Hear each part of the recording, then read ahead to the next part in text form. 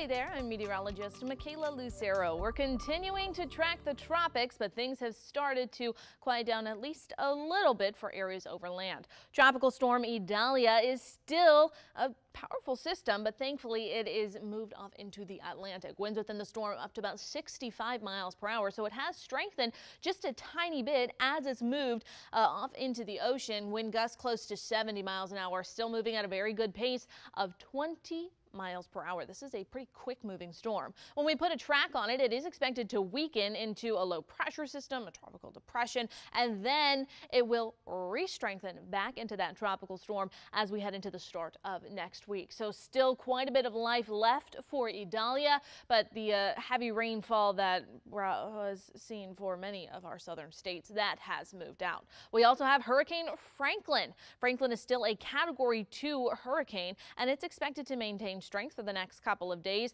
weakening as we get into the weekend and then finally heading out to sea, and it should die off as we get closer to the start of next week as well. Winds within that storm are up to about 100 miles an hour. Now, both of these storms will have local impacts in the way of significant increase in our risk for rip currents as well as dangerous surf. So if you're headed out to the beaches for the holiday weekend, make sure you're using extra caution if you're getting in the water. It's going to be a beautiful one to spend on the sand, but the water is expected to be dangerous because of the surf as well as those rip currents. So let's talk a little bit more about rip currents. What exactly is a rip current?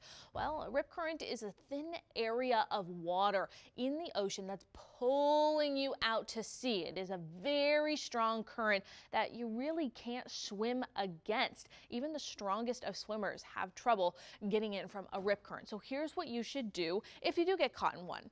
Best thing, you can't fight that current. Don't try to swim against it. You want to swim parallel to the shore so you can get out of the rip current, and then you can try to swim into shore. If you can't do that, you're going to want to just keep floating, tread water, and yell for help so somebody can come get you and keep you safe. You want to try and spend time at beaches that have lifeguards, or use the buddy system. Have a friend along with you so you can keep track of each other and you're keeping each other safe.